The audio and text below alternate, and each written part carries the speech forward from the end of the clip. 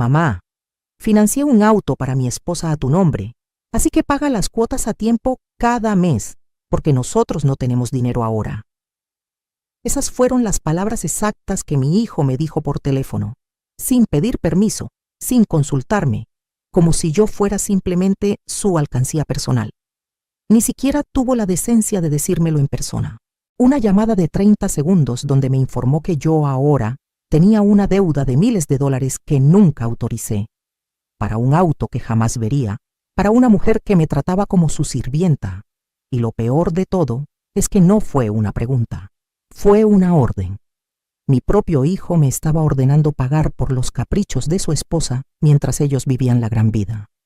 Pero lo que él no sabía, lo que ninguno de ellos sabía, era que esta madre cansada y supuestamente ingenua estaba a punto de darles la lección más cara de sus vidas. Sigue mi historia hasta el final y comenta la ciudad desde donde me estás viendo para saber qué tan lejos ha llegado mi relato. Cuando colgué ese teléfono, mis manos temblaban, no de miedo, sino de una rabia que había estado acumulándose durante años y que finalmente había encontrado su punto de quiebre. Me quedé mirando la pantalla del celular durante varios minutos, releyendo el mensaje de confirmación del banco que había llegado justo antes de la llamada de mi hijo. Un préstamo por $25,000 a mi nombre. $25,000 que yo no había pedido. $25,000 para un auto que mi nuera había estado presumiendo en sus redes sociales toda la semana, etiquetando la agencia, posando junto al vehículo como si fuera una influencer, mientras yo ni siquiera sabía que mi nombre estaba siendo usado. Me llamo Rosa María Contreras y tengo 68 años. 68 años de los cuales pasé los últimos 40 sacrificándome por mis hijos, especialmente por Roberto, mi hijo menor. Desde que mi esposo murió cuando Roberto tenía apenas 12 años, yo me convertí en padre y madre. Trabajé dobles turnos en una fábrica textil durante 15 años para poder darles educación. Mis manos todavía tienen las cicatrices de las máquinas de costura. Mis rodillas crujen cada mañana por todas esas horas de pie. Mi espalda nunca se recuperó completamente de cargar bultos de tela que pesaban más que yo misma. Pero todo valía la pena. O eso me decía a mí misma cada noche cuando llegaba a casa tan cansada que apenas podía quitarme los zapatos. Cuando Roberto conoció a Jessica hace 6 años, yo quise creer que había encontrado una buena mujer. Quise creer que finalmente mi hijo tendría a alguien que lo cuidara como yo lo había cuidado toda su vida. Qué ingenua fui. Desde el primer día, Jessica me dejó claro que yo era un estorbo en su vida perfecta. En la cena de presentación, ella llegó tarde 1 hora sin disculparse. Se sentó en la mesa que yo había preparado con tanto cariño y procedió a criticar cada platillo. Que las enchiladas estaban muy picantes, que el arroz estaba muy seco, que en su casa su madre cocinaba mucho mejor. Roberto no dijo nada. Solo sonrió nervioso y me miró como pidiéndome que no hiciera escándalo. Esa fue la primera vez que tragué mi orgullo por él. No sería la última. Vendí mi pequeña casa, la única propiedad que tenía a mi nombre, la casa donde crié a mis hijos, donde había compartido 20 años felices con mi esposo, donde cada rincón tenía una memoria. La vendí porque Roberto me dijo que necesitaba ayuda para el enganche de su casa nueva. Me dijo que Jessica estaba embarazada, que necesitaban espacio, que era por mi futuro nieto. Les di el 80% del dinero de la venta. 80%. Me quedé con apenas lo suficiente para rentar un pequeño departamento de 2 habitaciones en una zona menos bonita de la ciudad. Les di $300,000 de los $370,000 que obtuve. Y ni siquiera recibí un gracias sincero. Jessica me abrazó con esa sonrisa falsa que ya empezaba a reconocer y me dijo que era lo mínimo que podía hacer por mi hijo, después de todo lo que él había sufrido sin padre. Como si yo no hubiera sufrido también. Como si yo no hubiera perdido al amor de mi vida y aún así me hubiera levantado cada día por mis hijos. El embarazo resultó ser mentira. 3 meses después de comprar la casa, Jessica confesó entre risas en una reunión familiar que nunca estuvo embarazada, que solo lo había dicho para convencer a Roberto de comprar la casa más grande. Todos rieron. Yo me quedé helada, con mi taza de café a medio camino hacia mis labios. Había vendido la casa de mis recuerdos por una mentira. Pero cuando busqué los ojos de Roberto, esperando ver aunque sea un poco de vergüenza o incomodidad, él solo se encogió de hombros y me dijo que de todas formas ya tenían la casa y que algún día sí tendrían hijos. Tragué saliva y seguí tomando mi café como si nada. Ya me estaba acostumbrando a tragar veneno con una sonrisa. Pero mi sacrificio no terminó ahí. Nunca terminaba. Después vino el negocio de Roberto. Necesitaba capital para abrir una tienda de repuestos de autos. Era su sueño, me dijo.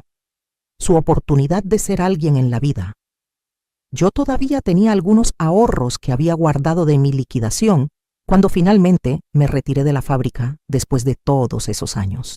Dinero que había planeado usar para mis gastos médicos, porque mis rodillas necesitaban cirugía y mi presión arterial requería medicamentos cada vez más caros. Le presté 120,000 pesos. Me firmó un pagaré prometiendo devolverme todo en un año con intereses. Ese papel ahora está guardado en mi cajón, amarillento y olvidado. Han pasado 4 años, nunca vi un solo peso de vuelta. Cada vez que lo mencionaba, Roberto tenía una excusa nueva, que el negocio iba lento, que había gastos inesperados, que pronto me pagaría. Eventualmente dejé de preguntar porque Jessica empezó a hacer comentarios sobre que las madres no deberían cobrarles a sus hijos, que el dinero familiar debía quedarse en familia, que yo era egoísta por querer recuperar mi propio dinero. Me convertí en su niñera gratis cuando finalmente sí tuvieron un bebé hace 3 años. Mi pequeño Carlitos, mi único nieto. Lo amo con todo mi corazón, pero la forma en que me usaron fue despiadada. Jessica me llamaba a cualquier hora del día o de la noche, que si podía cuidar a Carlitos porque tenía cita en el salón de belleza, que si podía quedarme con él todo el fin de semana porque querían irse a la playa, que si podía recogerlo de la guardería todos los días porque a ella le quedaba muy lejos. Nunca era una pregunta realmente. Era una expectativa. Y si yo me atrevía a decir que estaba cansada o que tenía mis propios planes, Jessica suspiraba dramáticamente y le decía a Roberto que su madre no quería ayudarlos, que estaba siendo difícil, que qué clase de abuela rechazaba pasar tiempo con su nieto. Roberto me llamaba después con ese tono de decepción que me partía el corazón.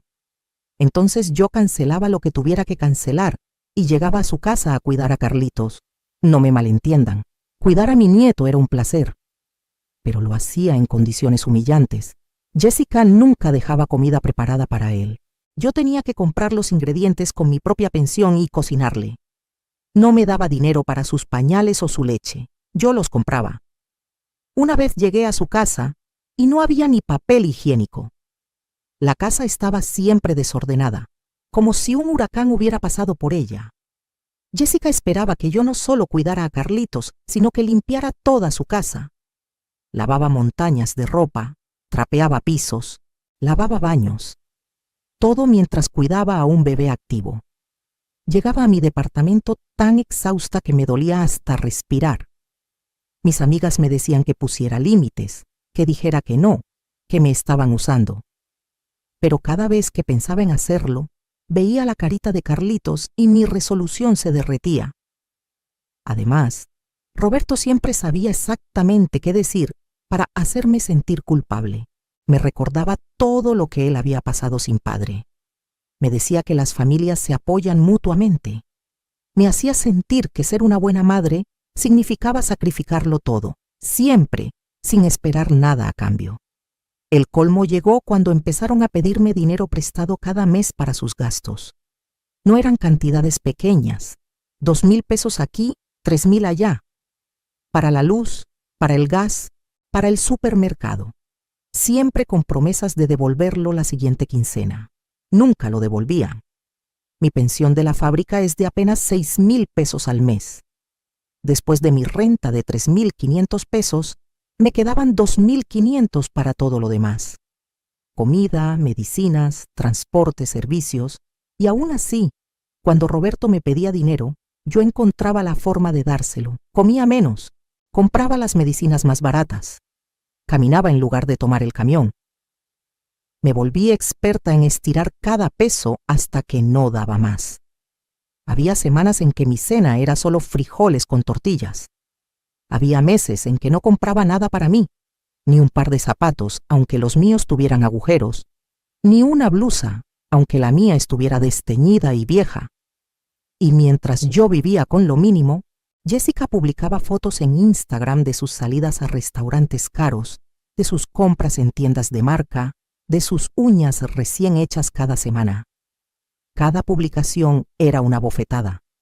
Pero lo que más me dolía era ver a Roberto en esas fotos, sonriente, feliz, regalándole a Jessica todo lo que nunca me había dado a mí, ni siquiera en reconocimiento, ni un ramo de flores en el Día de las Madres, ni una llamada en mi cumpleaños, a menos que yo llamara primero, ni una invitación a cenar que no viniera con la expectativa de que yo cuidaría a Carlitos mientras ellos disfrutaban. Me había convertido en invisible excepto cuando me necesitaban. Entonces llegó esa llamada que lo cambió todo. Esa llamada donde Roberto me informó casualmente que había financiado un auto a mi nombre, un auto que costaba $25,000. Las cuotas mensuales eran de $600, casi 12,000 pesos mexicanos. Mi pensión completa, entera, no cubría ni la mitad de una sola cuota.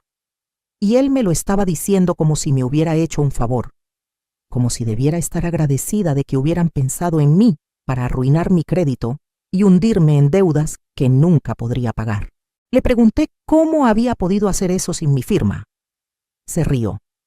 Me dijo que tenía copias de mi identificación, de cuando le presté dinero para su negocio, que tenía acceso a toda mi información porque yo se la había dado confiadamente años atrás para que me ayudara con unos trámites bancarios. Usó mi confianza de madre para cometer fraude. Mi propio hijo. Le dije que no podía pagar esas cuotas, que mi pensión apenas me alcanzaba para vivir. Roberto suspiró con impaciencia, como si yo estuviera siendo dramática. Me dijo que buscara la manera, que consiguiera un trabajo, que pidiera prestado. Cuando le dije que tengo 68 años y que nadie me contrataría, se molestó. Me dijo que su suegra tenía 70 años y todavía trabajaba limpiando casas, que yo era floja, que siempre ponía excusas. Floja. Me llamó floja. A mí, que trabajé hasta que mi cuerpo ya no pudo más para darle todo. Me quedé sin palabras. Jessica gritaba algo en el fondo, probablemente instrucciones de qué más decirme. Entonces Roberto soltó la bomba final. Me dijo que si no pagaba las cuotas, ellos perderían el auto y eso afectaría su calidad de vida. Y si eso pasaba, yo no podría ver más a Carlitos. Me estaba chantajeando con mi propio nieto. Después de esa llamada, me senté en mi pequeña sala y lloré. Lloré como no había llorado desde que enterré a mi esposo. Lloré por todos los años de sacrificio. Lloré por cada humillación que había tragado en silencio. Lloré por la ingenuidad de pensar que el amor de madre sería correspondido aunque sea con respeto básico. Lloré hasta que no me quedaron más lágrimas. Y entonces, algo cambió dentro de mí. La tristeza se transformó en algo frío y claro, una determinación que nunca antes había sentido. Llevaba décadas siendo la víctima perfecta, la madre abnegada que todo lo permitía. Pero esa versión de Rosa María había muerto en ese momento. La mujer que se levantó de ese sillón era diferente, porque Roberto y Jessica habían cometido un error de cálculo monumental.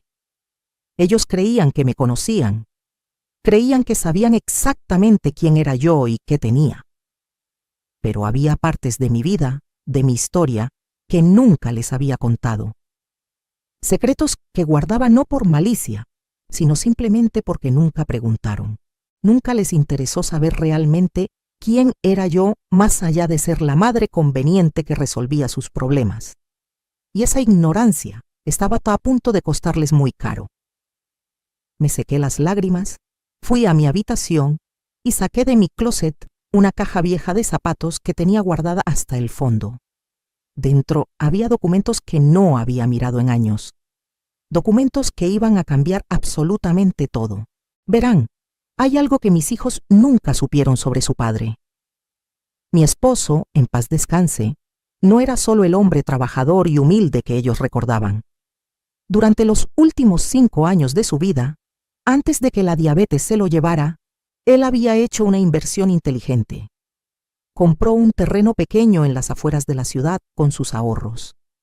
Un terreno que en ese momento no valía mucho, estaba en medio de la nada. Me hizo prometer que nunca lo vendería, que lo guardara para cuando realmente lo necesitáramos. Cuando él murió, yo estaba tan hundida en el dolor y en las deudas de su funeral que olvidé ese terreno por completo. Los documentos quedaron guardados en esa caja y la vida siguió adelante. Hace 3 años recibí una carta de un desarrollador inmobiliario.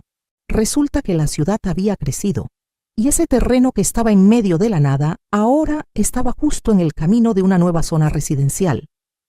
Querían comprarlo. Me ofrecían 2 millones de pesos. 2 millones. Casi me desmayo cuando leí la cifra. Pero algo me detuvo de vender inmediatamente. Una vocecita en mi cabeza me dijo que esperara, que investigara más. Contraté a un abogado con parte de mis ahorros y descubrí que si esperaba un poco más, ese terreno valdría aún más, porque estaban planeando construir una plaza comercial justo al lado. El abogado me aconsejó esperar y rentar el terreno mientras tanto a una compañía que necesitaba espacio para almacenamiento temporal. Seguí su consejo. Durante los últimos 3 años, ese terreno me ha generado 15,000 pesos mensuales de renta. 15,000 pesos que nadie en mi familia sabía que existían. Ese dinero lo guardaba en una cuenta bancaria separada, que abrí específicamente para eso. No lo gasté. Ni un peso. Lo dejé acumularse. Además, hace 6 meses, finalmente llegó la oferta que mi abogado había estado esperando. Un desarrollador grande quería comprar el terreno por 5 millones de pesos. 5 millones. Acepté la oferta y la venta se cerró hace 4 meses. Después de pagarle al abogado y los impuestos, me quedaron 4,400,000 pesos limpios en mi cuenta. Sumados a los ahorros de las rentas, tenía un total de 4,900,000 pesos que mis hijos no sabían que existían. ¿Por qué nunca les dije? Al principio, era porque quería asegurarme de que el dinero estuviera realmente en mi cuenta, que todo fuera legal y seguro. Luego, algo en mi interior me dijo que me quedara callada un poco más. Quizás era intuición, quizás era que ya estaba cansándome de cómo me trataban, y alguna parte de mí sabía que ese dinero era mi salida, mi seguro. Y qué bueno que hice caso a esa intuición, porque ahora tenía en mis manos no solo los recursos para liberarme, sino también el poder de enseñarles una lección que nunca olvidarían. Pero tenía que ser inteligente. No podía simplemente confrontarlos y ya. Eso sería demasiado fácil, y ellos no aprenderían nada realmente. Necesitaba un plan. Esa noche no dormí. Me quedé despierta en mi cama, mirando el techo, armando mi estrategia pieza por pieza. A la mañana siguiente, llamé a Roberto. Puse mi mejor voz de madre preocupada y derrotada. Le dije que tenía razón, que yo buscaría la forma de pagar las cuotas del auto, que no quería problemas, que no quería perder a mi nieto. Podía escuchar su sonrisa satisfecha a través del teléfono. Me dijo que sabía que yo entendería, que así se comportaban las buenas madres. Cada palabra era un cuchillo, pero yo sonreí y asentí, y fui la madre sumisa que ellos esperaban, porque ahora yo estaba jugando un juego diferente, un juego donde yo tenía todas las cartas y ellos ni siquiera sabían que estábamos jugando. Durante las siguientes semanas, me comporté exactamente como siempre. Seguí cuidando a Carlitos cuando me lo pedían. Seguí limpiando su casa. Seguí siendo invisible y útil, pero por dentro estaba moviendo piezas. Contraté a un abogado especializado en fraude financiero y le mostré toda la evidencia de lo que Roberto había hecho. El préstamo a mi nombre sin mi autorización, los mensajes de texto donde él admitía haberlo hecho, todo. El abogado me confirmó lo que yo sospechaba. Lo que Roberto hizo era completamente ilegal. Yo tenía bases sólidas para denunciarlo penalmente y para anular ese préstamo, pero le pedí al abogado que esperara. Todavía no era el momento. También contraté a un investigador privado. Necesitaba saber exactamente en qué estaban gastando Roberto y Jessica su dinero si supuestamente no tenían para pagar un auto. El investigador trabajó rápido. En 2 semanas me trajo un informe completo que me hizo hervir la sangre. Roberto ganaba muy bien en su negocio de repuestos, mucho mejor de lo que me había hecho creer. Estaba generando alrededor de 40,000 pesos mensuales de ganancia. Jessica también trabajaba, aunque siempre me había dicho que era ama de casa. Resultó que tenía un negocio de venta de ropa por internet que le generaba otros 20,000 pesos al mes. Entre los dos tenían ingresos de 60,000 pesos mensuales. 60,000 pesos. Y me decían que no tenían dinero. El informe del investigador mostraba en qué gastaban ese dinero. Salidas a restaurantes caros 3 veces por semana. Ropa de marca comprada constantemente. Un gimnasio exclusivo donde ambos tenían membresía de 3,000 pesos mensuales cada uno. Viajes a la playa cada 2 meses. Jessica se hacía tratamientos faciales de 2,000 pesos cada semana. Roberto acababa de comprarse un reloj de 15,000 pesos. Tenían dinero de sobra. Simplemente preferían gastarlo en ellos y usar a la vieja tonta de su madre para cubrir los gastos que ellos no querían pagar. Cada página de ese informe alimentaba el fuego frío que crecía dentro de mí. Pero lo que realmente me dio la munición final fue otra cosa que descubrí. Recordaba que cuando Roberto abrió su negocio con el dinero que yo le presté, me había prometido que me haría socia, que pondría mi nombre en los papeles. Nunca lo hizo, o eso creía yo. Resulta que sí puso mi nombre, pero no como socia. Me puso como aval. Eso significaba que si el negocio tenía deudas, yo era legalmente responsable de pagarlas. Usó mi nombre y mi firma. Falsificó mi autorización de nuevo para conseguir créditos comerciales que él usó para expandir su negocio. Mi nombre estaba en documentos que yo nunca había visto, comprometiéndome a deudas que yo desconocía. Mi abogado casi se cae de la silla cuando le mostré lo que había descubierto. Me dijo que esto era aún más grave que lo del auto, que Roberto podía ir a prisión por esto. Perfecto. Ahora tenía todo lo que necesitaba. Pero todavía no hacía mi movimiento. Necesitaba el momento exacto, la oportunidad perfecta. Y esa oportunidad llegó 3 semanas después. Jessica organizó una fiesta grande en su casa para celebrar el cumpleaños número 30 de Roberto. Invitó a toda la familia extendida, a los amigos, a los vecinos. Me llamó una semana antes para decirme que por supuesto yo estaba invitada, pero que necesitaba que llegara temprano para ayudar a preparar la comida y decorar. También necesitaba que cuidara a Carlitos durante la fiesta para que ella pudiera disfrutar. Y, así, que si podía cooperar con 3,000 pesos para la comida, porque habían invitado a mucha gente y estaba saliendo caro. La escuché hacer todas sus peticiones con esa voz dulce y falsa que usaba cuando quería algo. Le dije que sí a todo. Podía escuchar su sorpresa de que no pusiera resistencia. Bien, que se confiara. El día de la fiesta llegué a su casa a las 10 de la mañana como me había pedido. La fiesta empezaba a las 6 de la tarde. Jessica me puso a trabajar inmediatamente. Preparé toda la comida. 3 kilos de carne asada, pollo marinado, 5 tipos diferentes de ensaladas, arroz, frijoles, guacamole, salsas.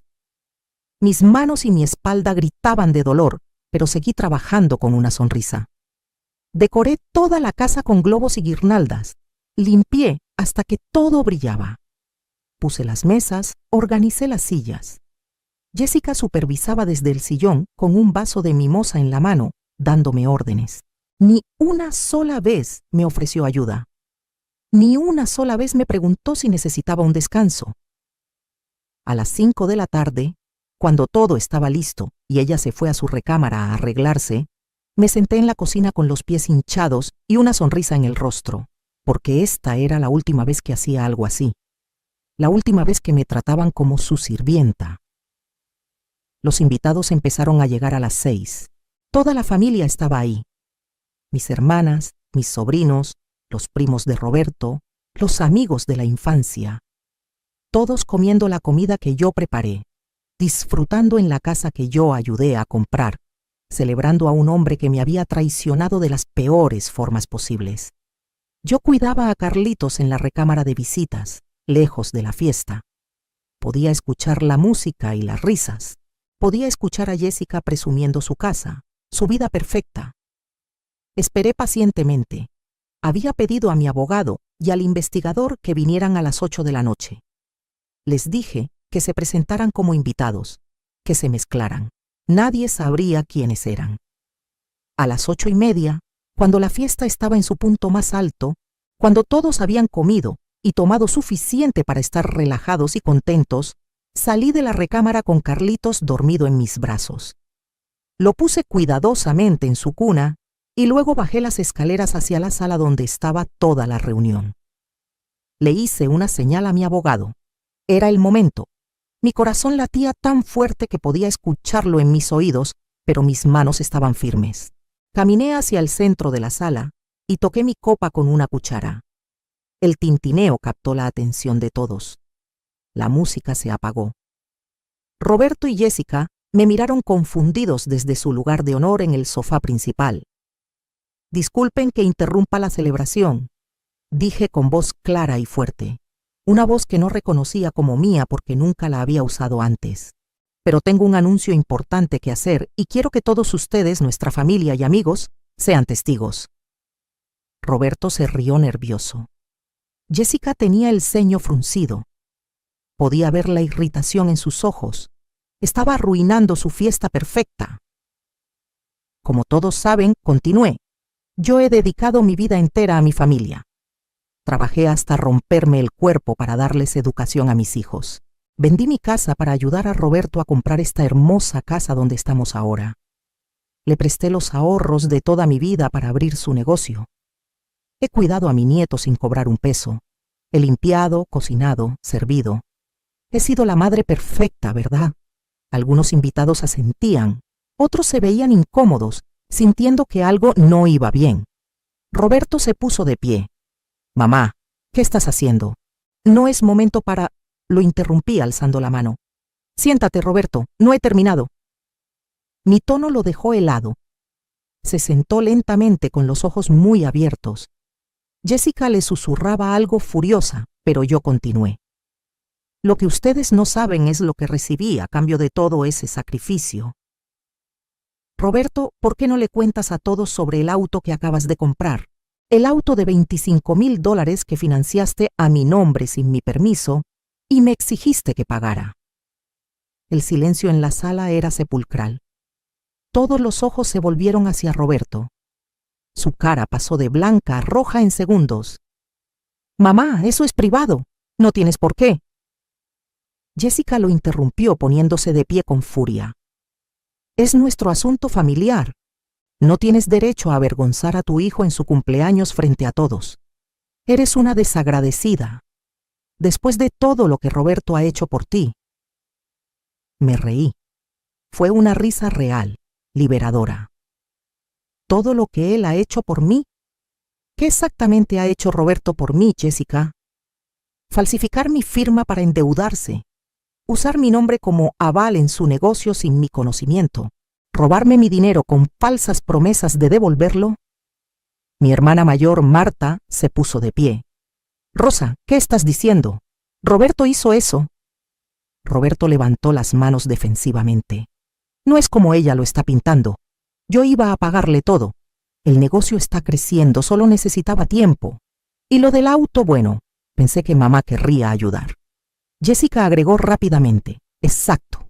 Las madres ayudan a sus hijos. Es lo que se supone que deben hacer. No entiendo por qué estás haciendo este drama, Rosa. Estás comportándote como una loca. Esa palabra, loca, fue la gota que derramó el vaso. Saqué de mi bolso una carpeta gruesa. La puse sobre la mesa de centro con un golpe seco.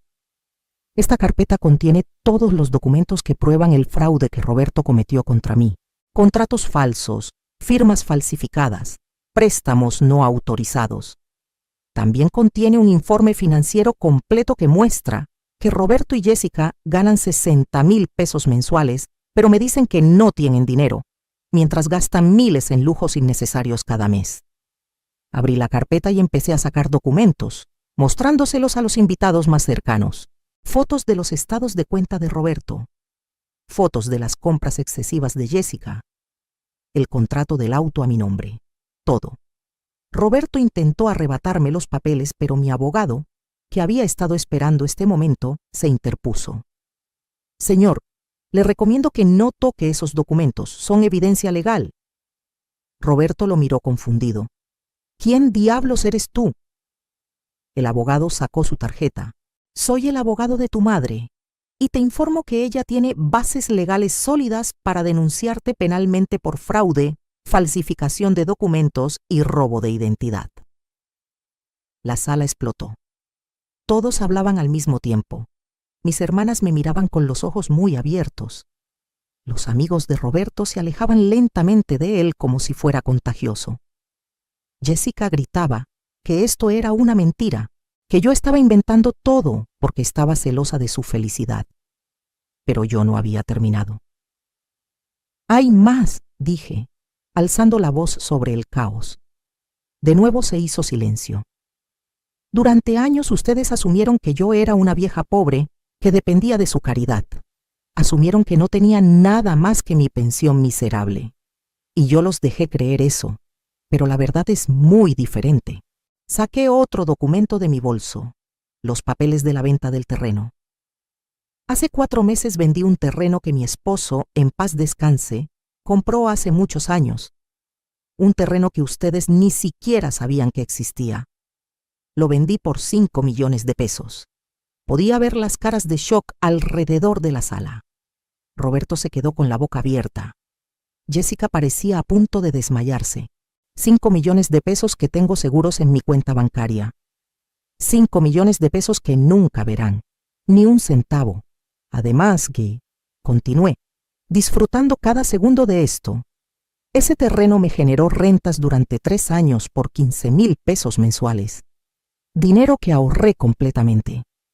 Todo este tiempo, mientras ustedes me pedían prestados 2,000 pesos aquí y 3,000 allá, mientras me hacían sentir que era una carga, mientras me exigían que pagara por sus caprichos, yo tenía más dinero que ustedes, mucho más.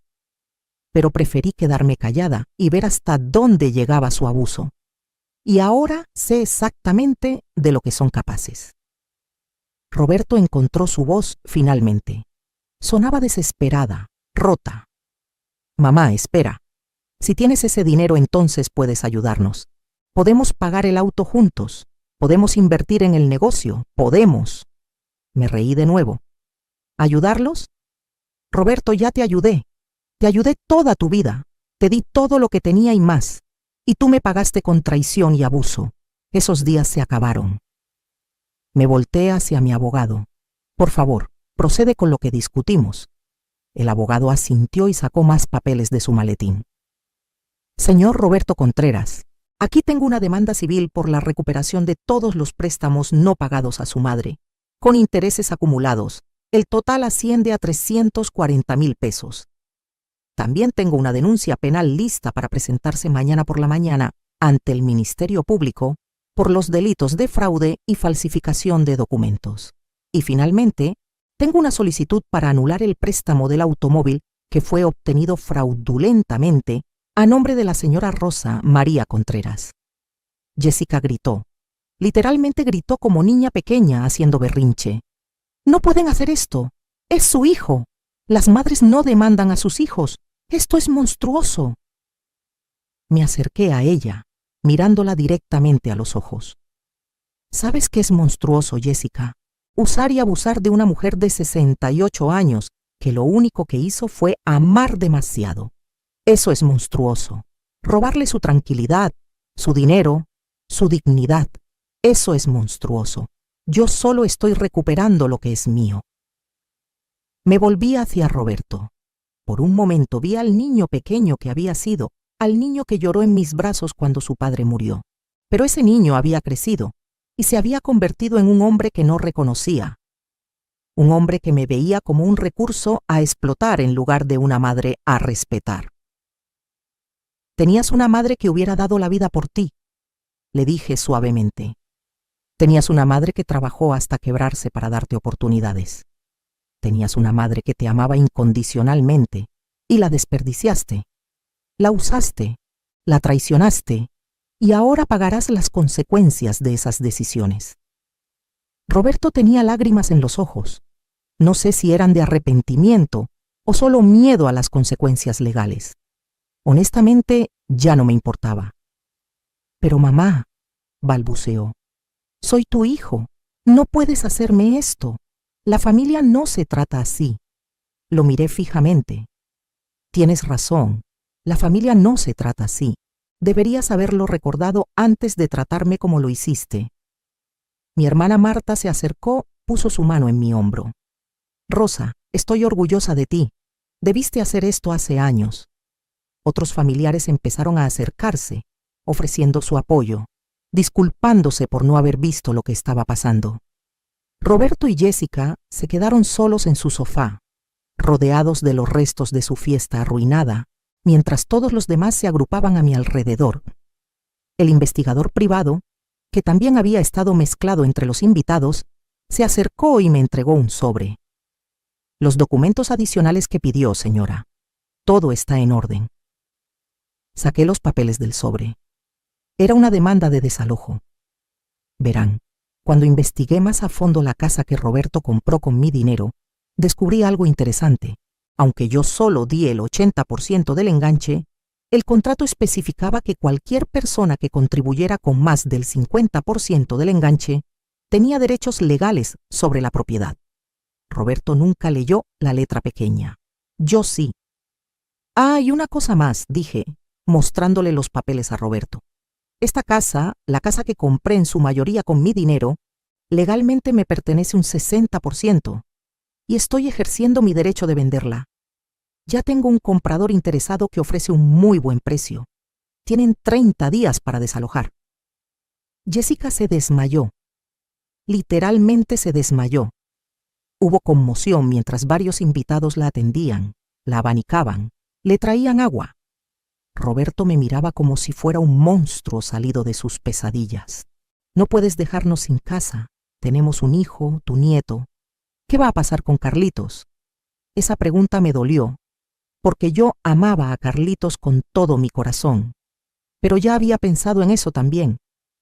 Carlitos estará bien. Ustedes ganan 60,000 pesos al mes.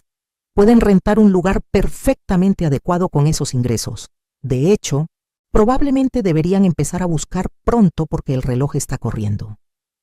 El abogado agregó, y señor Contreras, le recomiendo encarecidamente que llegue a un acuerdo con su madre respecto a las demandas civiles y penales. Si esto va a juicio, podría enfrentar hasta 8 años de prisión por los delitos cometidos. Sin embargo, si llegan a un acuerdo de pago y restitución, la señora Contreras está dispuesta a no presentar los cargos penales. Roberto cayó de rodillas. Literalmente se arrodilló frente a mí. Por favor, mamá, perdón, lo siento tanto. Fui un idiota, fui egoísta. Por favor, no hagas esto. Te prometo que cambiaré. Te pagaré todo. Haré lo que sea. Jessica, que había recuperado la conciencia, también se arrastró hacia mí. Rosa, por favor, tienes razón. Nos comportamos horriblemente. Pero dame otra oportunidad. Seré mejor nuera. Te respetaré. Por favor, piensa en Carlitos. No puede crecer sin su casa, sin su familia. Las miré a ambos ahí, arrodillados, suplicando. Una parte de mí, la parte que había sido madre abnegada durante décadas, quería ceder. Quería perdonar y olvidar y volver a cómo estaban las cosas. Pero esa parte era la parte que me había metido en este problema en primer lugar. La nueva Rosa María, la Rosa María que finalmente había encontrado su voz y su valor, sabía que ceder ahora sería traicionarme a mí misma. Se acabó, dije firmemente. Voy a proceder con todo. La demanda civil, la venta de la casa, todo. Pero les voy a dar una oportunidad que ustedes nunca me dieron a mí, la oportunidad de aprender y crecer. Tienen 30 días para encontrar un nuevo lugar. Tienen 6 meses para pagarme los 340,000 pesos que me deben, con un plan de pagos razonable que mi abogado les presentará. Si cumplen con esos pagos puntualmente, no presentaré los cargos penales.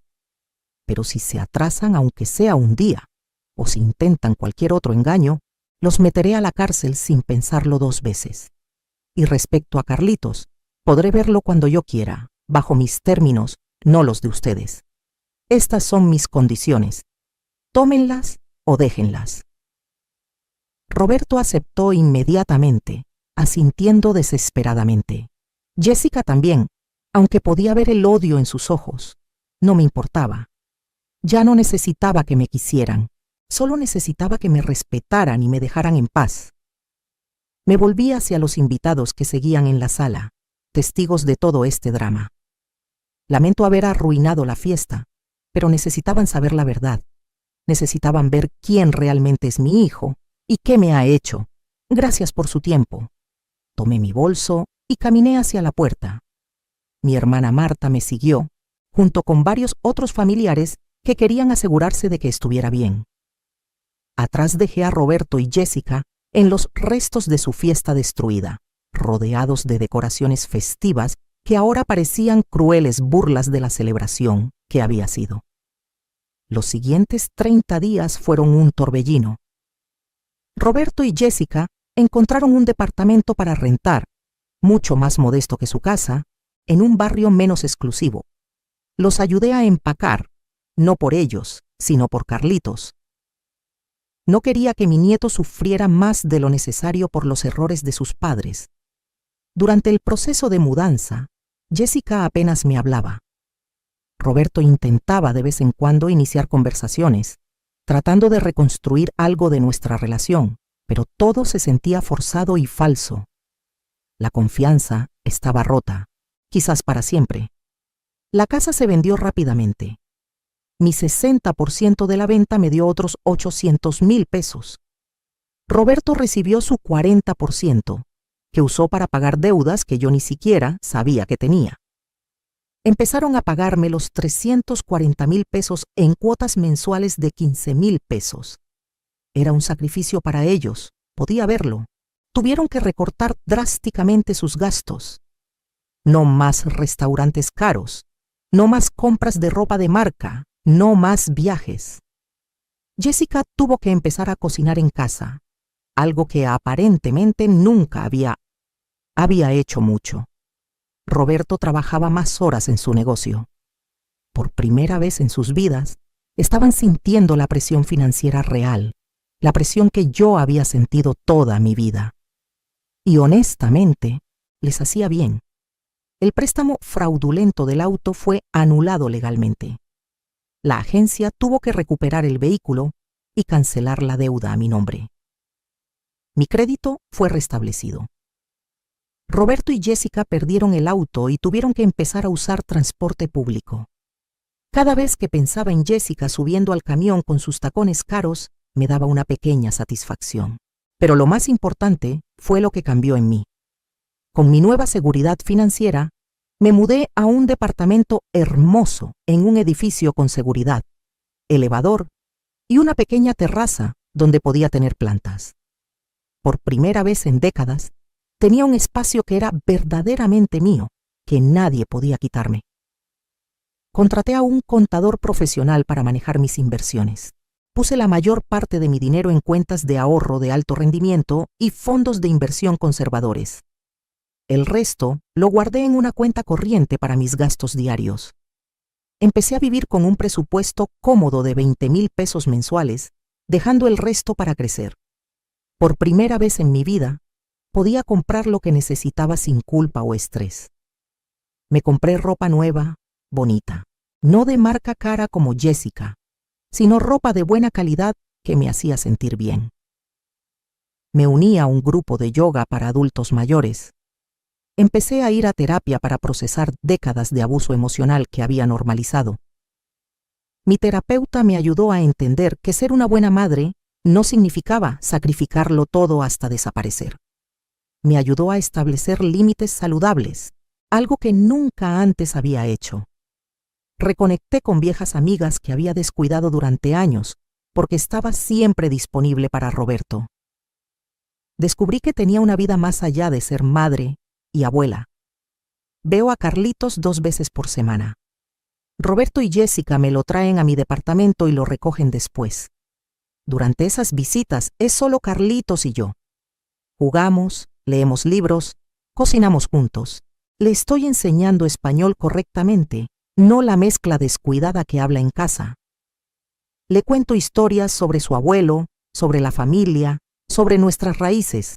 Y más importante, le estoy mostrando con mi ejemplo que las personas, especialmente las mujeres, especialmente las abuelas, tienen valor más allá de lo que pueden dar a otros, que merecemos respeto, que merecemos amor verdadero, no amor condicional basado en nuestra utilidad. Roberto y yo tenemos una relación cordial ahora, pero distante. Nunca volvió a ser mi hijo en el sentido profundo que alguna vez fue. Quizás con tiempo y mucho trabajo podríamos reconstruir algo, pero honestamente no estoy segura de querer hacerlo. He aprendido que algunas relaciones, incluso las familiares, a veces necesitan terminar o transformarse radicalmente. Y está bien. No soy mala madre por protegerme. No soy mala persona por exigir el respeto básico que merezco. Jessica y yo nunca seremos amigas.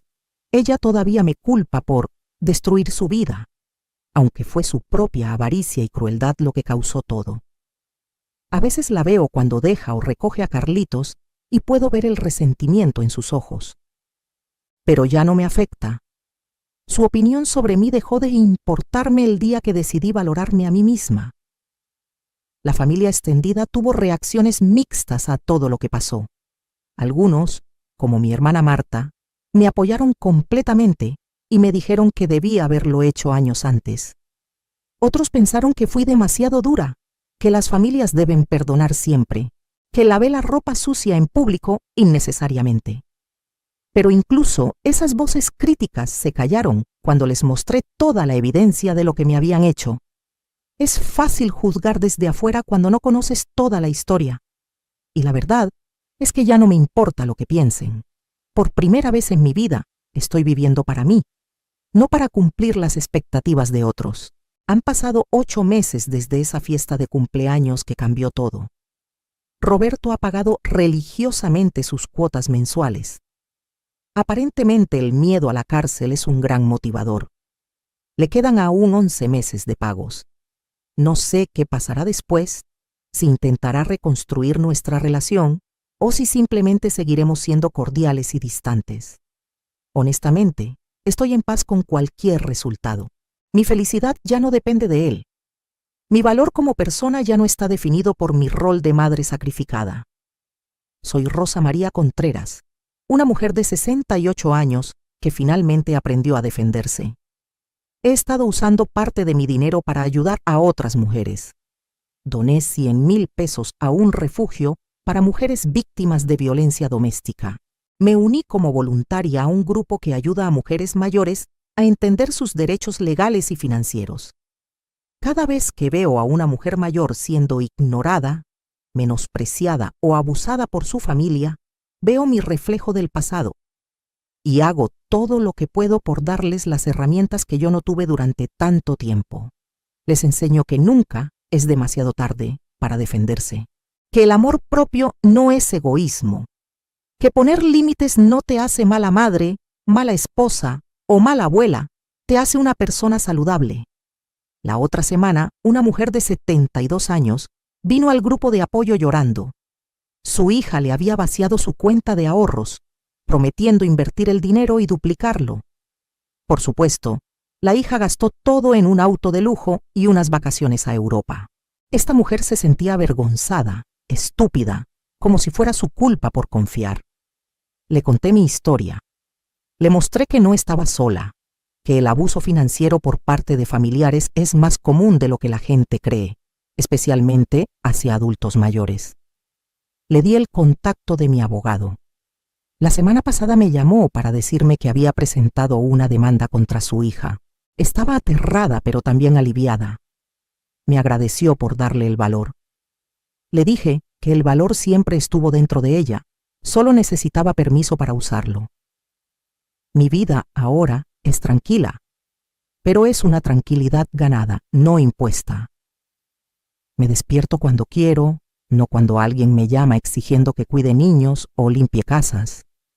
Desayuno en mi terraza viendo salir el sol. Voy a mi clase de yoga. Almuerzo con amigas. Leo libros que siempre quise leer pero nunca tuve tiempo. Cocino solo para mí, las cosas que me gustan en las porciones que quiero. Mi departamento está limpio pero no obsesivamente, y si un día no me da gana limpiar, no lo hago y no me siento culpable. Nadie me está juzgando, nadie me está exigiendo. Soy libre. Extraño a veces la cercanía que pensaba que tenía con Roberto.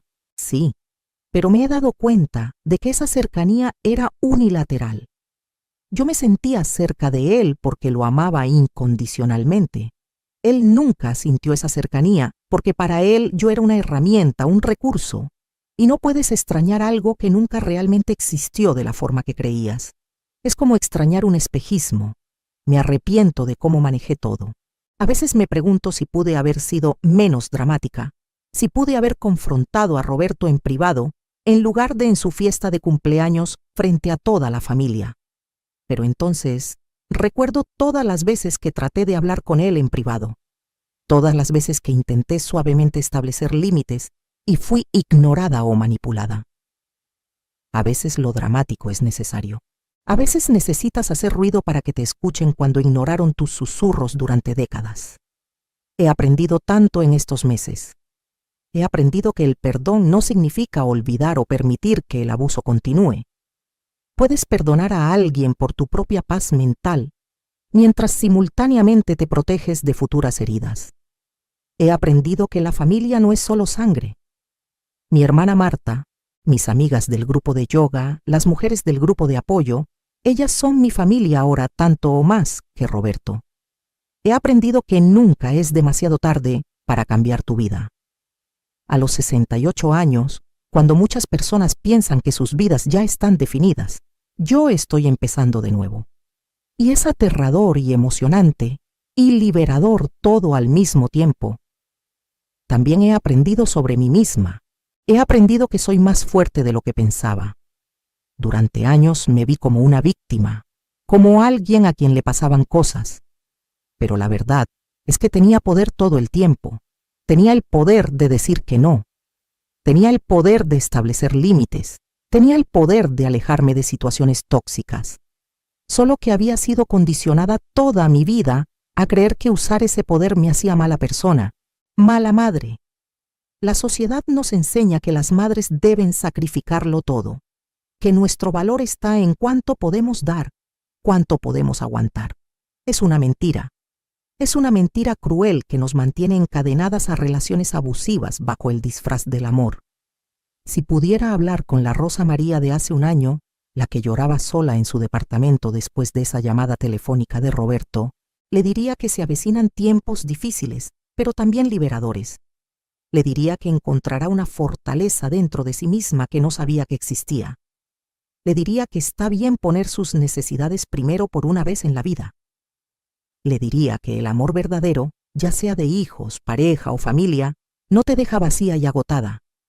El amor verdadero te llena, te apoya, te respeta. Y cualquier cosa menos que eso no merece llamarse amor, sin importar cuánto lo justifiquemos con etiquetas familiares. ¿Qué harías tú en mi lugar? ¿Aguantarías años de abuso y explotación por el ideal del amor maternal incondicional? ¿O te defenderías como yo finalmente lo hice? Comenta abajo tu opinión. Y si estás pasando por algo similar, si sientes que tu familia te está usando, te está faltando al respeto, escúchame, no estás sola. Tienes opciones, tienes poder, tienes derecho a una vida digna sin importar tu edad.